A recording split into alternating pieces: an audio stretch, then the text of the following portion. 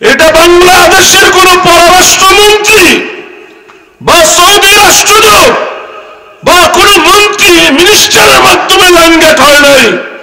560টা মসজিদ বাংলাদেশে হবে এটা লাইন করেছে কওমি দেওবন্দি একজন আলেম। কথা বলেন, কোনদিন তার নাম প্রকাশ করা হয় নাই যে এই মডেল মসজিদ এটা অবদান অমুকের, এটা বলা হয় নাই। আমিও বলতে চাই না, আমি না বলার একটা কারণ আছে। কথা বলেন, মুফতি শহীদুল ইসলাম নামে একজন আমাদের কওমি দেওবন্দি ব্যক্তিত্ব ছিলেন, যিনি নড়াইলে শেখ হাসিনার সঙ্গে নির্বাচন করে হাসিনাকে হারাইছে উপনির্বাচনে। বুঝতে পারছেন? এই মুফতি শহীদুল ইসলাম রাহমাতুল্লাহি আলাইহি তিনি মধ্যপ্রাচ্যের বিভিন্ন শেখ সরকারি বেসরকারি সংস্থার সঙ্গে যোগাযোগ করে বাংলাদেশে প্রত্যন্ত অঞ্চলে লাখো মানুষের ঘর বাড়ি মসজিদ মাদ্রাসা করে দিয়েছে। মৌলবীরা সেবা করে জনগণের মন জয় করুক, এটা ইহুদি খ্রিস্টানদের অসহ্য। নানান মামলায় শহীদুল ইসলাম সাহেবকে এমন ভাবে জড়িয়েছে ওনার মিশন গুলো বন্ধ। উনি এক পর্যায়ে জেল কেটেছেন, জামিন পায়া দুবাইতে চলে গেছেন। গত কয়েক বছর আগে দুবাইতেই শেষ নিঃশ্বাস ত্যাগ করেছে। আর যার মাধ্যমে মডেল মসজিদ এসেছে, মডেল মসজিদ আসার আগে এই নিয়ম সৌদি আরবের বিভিন্ন সংস্থা শেখদের মাধ্যমে বহু মসজিদ মাদ্রাসা ঘর বাড়ি টিউবওয়েল বাংলাদেশে করেছে। উনি দেখলো যখন নাকি 2008 সালে হাসিনা খাতুন চলে আসছে ক্ষমতায়, কথা বলে না, তিনি চিন্তা করলো আমার অবস্থা তো শহীদুল ইসলামের অবস্থা হবে। কথা বলে না, তখন তিনি ওই ঘর ওইটাতে ঢুকে পড়ছেন। বুঝেন নাই? এজন্য আমরা নাম নিতে চাই না, কিন্তু আসি না কৃতজ্ঞতাবশত নাম নেওয়া দরকার ছিল। 560টা মসজিদ ব্যবস্থাপনা যার মাধ্যমে হয়েছে তাকে গোপন রেখেছে, নাহলে তো নিজের কৃতিত্ব প্রকাশ হবে না। বুঝতে পারছেন? বরঞ্চ হাসিনার লোকেরা বহু জায়গায় মসজিদের টাকা আত্মসাৎ করে খেয়েছে, মসজিদের কাজ দুর্বল করেছে।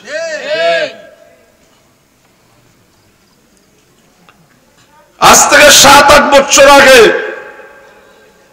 সৌদি আরবের সরকার একটা ঘোষণা দিয়েছে, অনারবকে সৌদি আরবের নাগরিকত্ব দেওয়া হবে। আরব দেশগুলো অনারবীকে আরব দেশে নাগরিকত্ব দেয় না, কিন্তু সৌদি আরবে ঘোষণা দিল দিবে শর্ত সাপেক্ষে। এই ঘোষণার পর সৌদি আরবে যে নাগরিকত্ব পেয়েছে সর্বপ্রথম বিনা শর্তে একজন কওমি দেওবন্দি আলেম, বাড়ি চট্টগ্রাম বাঁশখালী। কথা ছিল শর্ত সাপেক্ষে নাগরিকত্ব হবে, আর এই মৌলানা নাগরিকত্ব পেয়েছে বিনা শর্তে। কারণ কি? কারণ কাবা শরীফের যে গিলাফ, গিলাফের উপরে যে আরবি স্বর্ণের অক্ষরে লেখা, পেঁচের আরবি ক্যালিওগ্রাফি, এই সবগুলো লেখে বাংলাদেশি ওই মৌলানা। সুবহানাল্লাহ বলেন।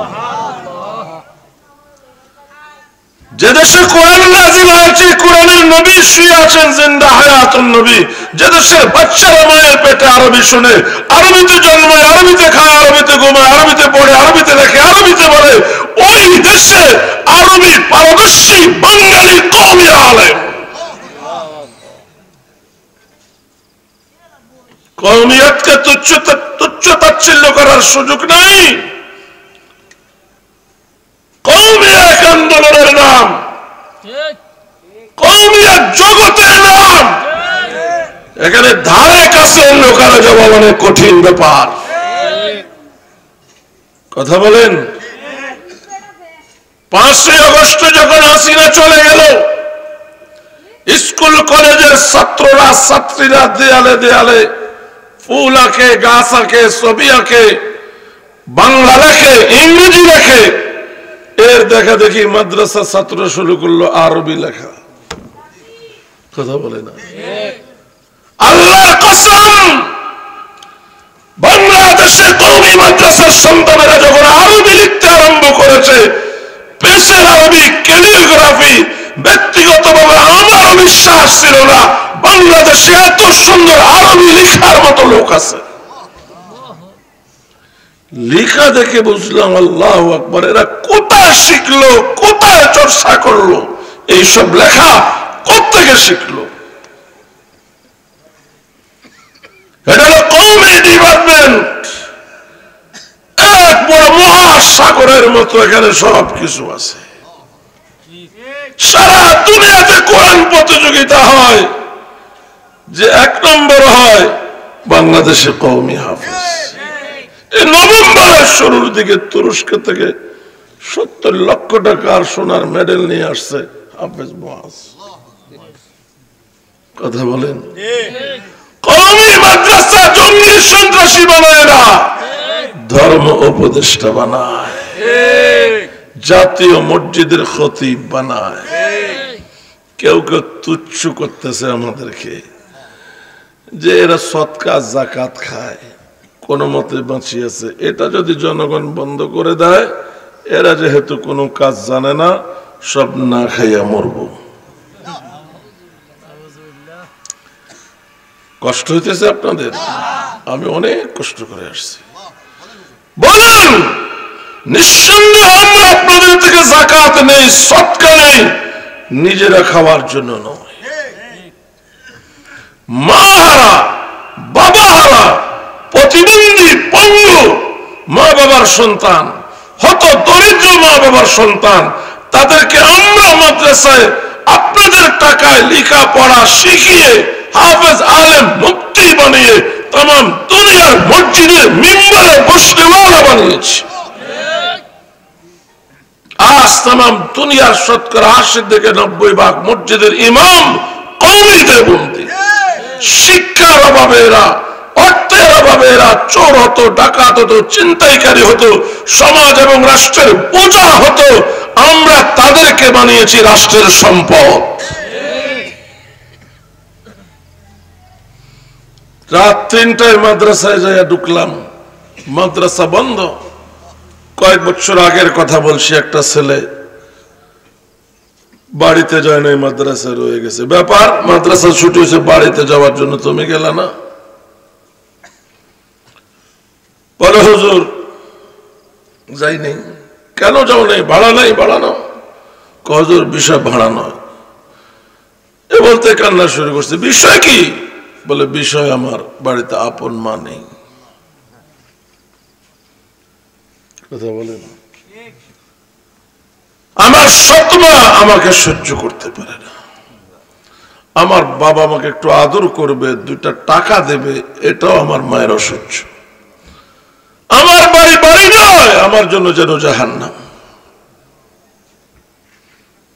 আমি সব শোনার পরে বললাম, আজকে থেকে আমি তোর মাও বাপও, যা টাকা পয়সা লাগে আমার থেকে নিবি, জামা কাপড় লাগে আমার থেকে নিবি। সে লেখাপড়া শেষ করে আলেম হয়ে মুফতি হয়ে এখন একটা মসজিদ মাদ্রাসায় খেদমত করতেছে। তা আমি যে তার পিছনে ব্যয় করেছি, কোত্থেকে ব্যয় করেছি? আপনাদের থেকে নিয়ে। আমার টাকা তো আপনাদের টাকা। এখানে 1-2 ঘন্টা মেহনত করবো, কিছু টাকা দিবেন, এটাই তো। আর কথা বলে না। আর যারা বলে আমরা কিছু পারি না, শুধু সদকা যাকাত খাই, এটা বন্ধ হলে মাদ্রাসা বন্ধ হবে, আমাদের ফ্যাট বন্ধ হবে না। আমি একটা উদাহরণ দিচ্ছি, চোখে আঙ্গুল দিয়ে দেখাচ্ছি, বাস্তবতার লোকে আমি কথা বলি। এক একটা কোরবানির গরুর চামড়ার মূল্য ছিল 2,500 থেকে 3,000 টাকা 15 বছর আগে। এটা কওমি মাদ্রাসার আয়ের একটা বড় উৎস ছিল। গত 15 বছর এই চামড়ার মূল্য 1-1.5 থেকে নিচে নেমে গেছে। বহু জায়গায় বিক্রি করা যায় নাই, গর্ত করে মানুষ খাদাইয়া ফেলছে। চামড়া বাবুর যে বড় একটা অঙ্ক মাদ্রাসাওয়ালারা পাইতো, গত 15 বছর যে পায় নাই, কয়টা মাদ্রাসা বন্ধ হয়েছে। চামড়ার টাকার অভাবে যেমন মাদ্রাসা বন্ধ হয় নাই, যাকাত ফিতরা বন্ধ হলেও মাদ্রাসা বন্ধ হবে না। পরের লাইনটা একটু কঠিন। এদেশে একটা সময় ছিল সদকা, যাকাত, ফিতরা, কাফারা, কোরবানির চামড়া মানুষ মাদ্রাসা খুঁজে খুঁজে লিল্লা বোর্ডিং এ দিত। আর যারা আমাদেরকে তুচ্ছ তাচ্ছিল্য করতেছে, তারা এটাতে বাঘ বসাইছে। তারা বিভিন্ন সংগঠন নাম দিয়া এবং তারাও যাকাত উঠায়, ফিতরা উঠায়, চামড়া উঠায়।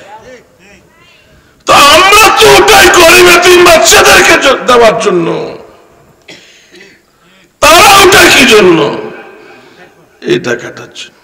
মাঝে মাঝে ফেসবুকে দেখা যায় তারা এটা কাটে, বুঝছেন এটা কি কি বলবো? 100 বার সদকা, ফিতরা, যাকাত মানুষ মাদ্রাসার লিল্লাহ বোর্ডিং এ দিত, কারণ মানুষ জানতো এরা আমাদের রক্ত দিয়ে সোনার মানুষ বানায়, হাফিজ বানায়, আলিম বানায়। তোমরা এই মাদ্রাসাগুলোর পথে বাধা হয়ে দাঁড়াবার জন্য নিজেরাই সেটা উঠাইতে আরম্ভ করেছো। আমাদের তো খরচের খাত আছে, তোমাদের খরচের খাত দেখাও। আমরা এটা কাটি, এটা কাটার জন্য যাকাত উঠাইতে হয় না। কি ভুল করেছি আমি? আল্লাহ কথাগুলো বোঝার তৌফিক দান করে। অনেকে আবার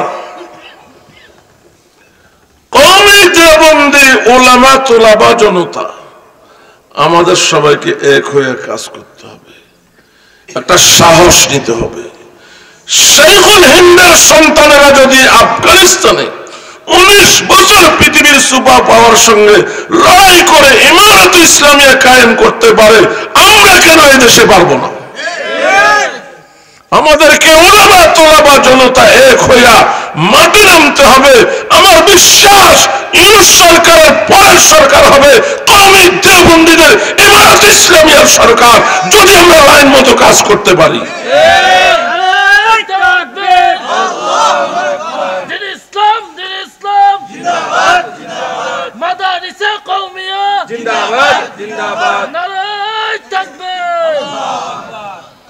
तो बाज़े बादशाही इस्तिखामा नगर हुमाए हिम्मत खुदरा बुलंद परवास। और कौमी देवबंदी उलमा तुलाबा जनता, তোমাদের ভাইরা পৃথিবীর সুপার পাওয়ার আমেরিকার সঙ্গে লড়াই করে আফগানিস্তানে ইসলামী রাজ কায়েম করেছে। আল্লাহ আসমানের বরকতের দুয়ার তাদের জন্য খুলে দিয়েছে। আমরা যদি ময়দানে নামি, আমাদের জন্য আল্লাহ পাক বরকতের দুয়ার খুলে দেবেন। সাহস করে আসতে হবে। আমরা কি চাই? ইসলাম হুকুমত না আমাদের হুকুমত? কি চাই? ইসলামী হুকুমত না আমাদের হুকুমত? ইসলামী হুকুমত যদি আমরা চাই, যাদের ইসলামকে আমরা ইসলাম মনে করি তাদের সাথে আমাদের মিশতে হবে। যাদের ইসলাম আমাদের দৃষ্টিতে ইসলামই না, তাদের সঙ্গে যদি আমাদের মিল মহব্বত হয়, তাহলে তো হক আর বাতিলের মিশ্রণ হবে। ওয়ালা তালবিসুল হাক্কা বিল বাতিল ওয়া তাকতুমুল হাক্কা ওয়া আনতুম তা'লামুন। নানাতনির সন্তানেরা সফল সম্ভব, হিম্মত করে মাদ্রাসায় নামতে হবে।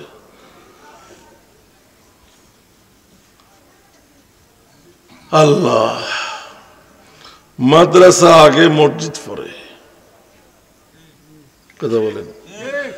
কোরআন নাযিল হওয়ার পরে কোরআন পড়াপড়ি শুরু, মানে মাদ্রাসা শুরু। নামাজ আসছে মেরাজে 10 বছর পরে, নামাজের জন্য দরকার মসজিদ। হযরত আরকাম রাদিয়াল্লাহু তাআলা আনহুর বাড়িতে মাদ্রাসা, মদিনা আসাদ ইবনে জুরারার বাড়িতে মাদ্রাসা। হযরত ওমর কোথায় মুসলমান হয়েছে? বোনের বাড়িতে। বোন আর ভগ্নিপতিকে পড়াইবার জন্য আল্লাহ রাসূল একজন সাহাবীকে পাঠাইছে। তার মানে ওমরের বোনের বাড়িটাও একটা মাদ্রাসা। মাদ্রাসা থাকলে মসজিদওয়ালারা ইমাম পাবে, মাদ্রাসা বন্ধ ইমাম পাওয়া যাবে না, একসময় মসজিদ বন্ধ হয়ে যাবে। মাদ্রাসা চলবে, তাবলীগওয়ালারা দ্বীন পাবে, পেশাবরা দ্বীন পাবে। মাদ্রাসা বন্ধ, দ্বীন বন্ধ। ইহুদি আর খ্রিস্টানদের ধর্ম বিকৃত হয়েছে সহি তালিমের অভাবে। মাদ্রাসায় সহি তালিম হয়, কথা বলেন। এজন্য মাদ্রাসা টিকাইলে দ্বীনের হার লাইন টিকবে, মাদ্রাসা বন্ধ হলে দ্বীনের হার লাইন বন্ধ হবে ধীরে ধীরে। তো মাদ্রাসা যেন টিকে থাকে, ৬২ বছরের মাদ্রাসা। এই মাদ্রাসা আমরা সবাই সহযোগিতায় পর্যায়ে এসেছে, আরো উপরের দিকে যাবে যদি আমরা আরো সহযোগিতা করি, ঠিক কিনা? এখন আমাকে বলা হয়েছে কিছু চাঁদা করার অনুরোধ। চাঁদার হুজুর তো আলাদা, গরম ওয়াজ করলে চাঁদা বাইর হয় না, নরম ওয়াজ করলে চাঁদা বাইর হয়, তাই না? এখন আমি কিছু দিচ্ছি, আপনারাও কিছু দেন, পকেটে হাত দেন, একটু ইজ্জত তো বাঁচাইতে হবে। রাত আমরা তোমার শাহী দরবারে হাত তুলেছি, আমাদেরকে মাফ করে দাও, আমাদের মা বাবাকে মাফ করে দাও, সমস্ত উম্মতে মুসলিমা জিন্দা মুর্দা সবাইকে মাফ করে দাও, সকল মুর্দে গানের কবরগুলোকে জান্নাতের বাগান বানায়া দাও। আল্লাহ, যে মাদ্রাসার মাহফিলে আসলাম, মাদ্রাসাকে কবুল মঞ্জুর করে নাও, মাদ্রাসার সকল জরুরিয়াতকে গায়বী ভাবে পুরা করে দাও। মাদ্রাসার মাহফিল উপলক্ষে যারা দান করেছে, দানের প্রতিশ্রুতি দিয়েছে, সকলের দান অনুদানকে কবুল মঞ্জুর করে নাও। দানকারীদের তৌফিককে লক্ষ কোটি গুণ বাড়ায়া দাও। দানকারীদের সকলের নাম, মা বাবার নাম, পরিবারের সকলের নাম জান্নাতুল ফিরদাউসের তালিকাভুক্ত করে দাও। আল্লাহ, প্রবাস থেকে অনেক ভাই বন্ধুরা দান করেছেন, তাদের প্রবাস জিন্দেগি মঙ্গলময় করে নাও। প্রবাসে তাদেরকে আসমানি জমিনি সকল প্রকার বলা মুসিবত বিপদ আপদ থেকে হেফাজত ফরমান। আয় আল্লাহ, আমরা যারা হাত তুললাম, আমাদের সবাইকে হজ্জে বাইতুল্লাহ জিয়ারতে মদিনা নসিব ফরমান। আমরা যারা হাত তুলেছি, আল্লাহ, কোন দিন কোন সময় কোন জায়গায় কিভাবে মারা যাব কেউই জানি না।